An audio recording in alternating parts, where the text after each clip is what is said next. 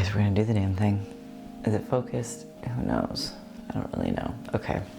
Hello, small business owners, and welcome to my channel. I am Brianna. I'm a social media marketer and website designer, and I wanted to put a video together today. Basically, what inspired this is I saw a Facebook post on a friend's page yesterday, and it was really explaining a lot of the difficulties and the frustrations and the challenges that you face when you work for yourself as an entrepreneur. And I wanted to talk about these, but also how I've overcome them in my business, in being a service provider, but I also have a product-based business too. I've made a tool and coffee company, as well as my website design and social media services. So with that, let's jump right in. So I'm not gonna read the post to you. Nobody has time for that, but I wanna touch on the things that it really focused on. And the first thing that this post, I shouldn't even be referring to the post. The first thing that a lot of small business owners really struggle with, stress and anxiety. I mean, I feel like everybody, no matter if you work for yourself or you work for someone else, I really prioritize taking care of myself physically, mentally, and spiritually. So I have a Peloton bike. I use it at least a couple times a week, sometimes more, sometimes less. Let's be honest. That keeps me in shape physically, but also mentally. I find once I get off the bike, I have so much more mental clarity.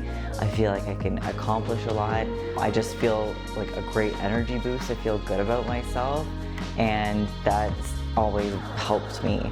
Another really common thing that happens when you work for yourself is you have no work-life balance.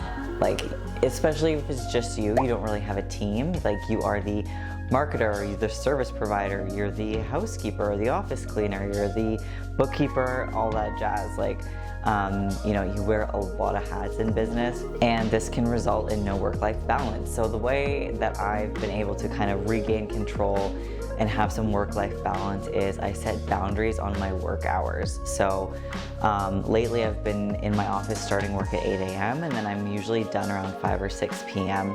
And I let my clients know that if I'm onboarding a new client, that's something I say verbally to them. Just so you know, I'm not available to answer emails after I'm out of the office, but once I get back to the office, that's the first thing I tackle. If you need to get a hold of me, you're more than welcome to call me. Just, I verbalize that boundary. So everybody knows, like, I don't get an email at 7 o'clock at night, and then if they don't hear back from me, they're not frantically emailing me and machine gun emailing me at 8, 9, 10 o'clock at night.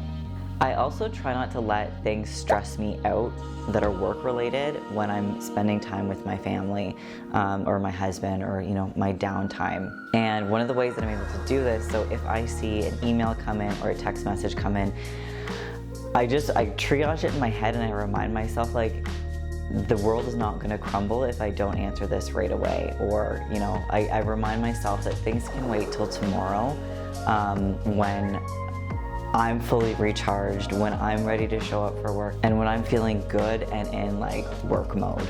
Okay, let's talk about overwhelm.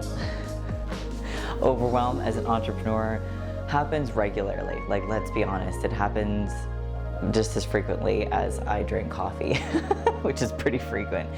But the way that I handle being overwhelmed is I have a community of other female small business owners that are pretty much like friends to me. And if I'm feeling overwhelmed or I've encountered a problem that I don't know how to deal with, I reach out to them. I check my ego at the door.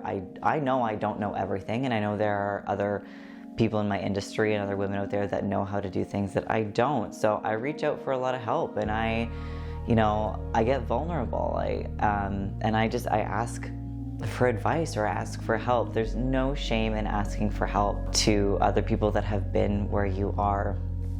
Some ways that I've been able to cut back on the frequency or the severity of being overwhelmed, I'm not gonna lie and say I'm never overwhelmed. But some ways that I've been able to manage it and prevent it in the future is I really implement the 80-20 principle. And I'll give you the summary of what it is if you haven't heard of the 80-20 principle. It's taking the 20% of what you do in your business that gives you 80% of your revenue or 80% of your KPIs or your results. There's also something to be said for when you can feel used by friends and family. People expect discounts or special treatment, or quicker delivery times on your services, or, you know, they just want stuff for free. Like, so the way that I've, you know, really capped that and minimize that in my business is I set boundaries with my friends and family, and I'm vocal about it. I'm not a butthead about it, but I make it very clear. Like, if they ask me to do a service, I say, okay, this is going to be the cost of it, or I can do it for this much money. And if they say, oh, well, can you give me a discount? You can just say, unfortunately, my project plan is full, so I would have to drop a paying client to be able to help you. And maybe they'll get it that way. Or, you know, you could do that with your products as well. Say if someone asked for something for free, be like, unfortunately, we do need the revenue that we make from this business, and I just can't afford to be giving stuff away for free. You know, sorry. And finally, something that I wanted to touch on too is, you know, having this voice in your head that's like, oh, you're forgetting something, or you should have done this, or when are you gonna have time for that? Like, you've got all these thoughts going on in your head all the time. The way that I take care of that is I have an app on my phone called Todoist, and I have it on my computer as well, on my desktop.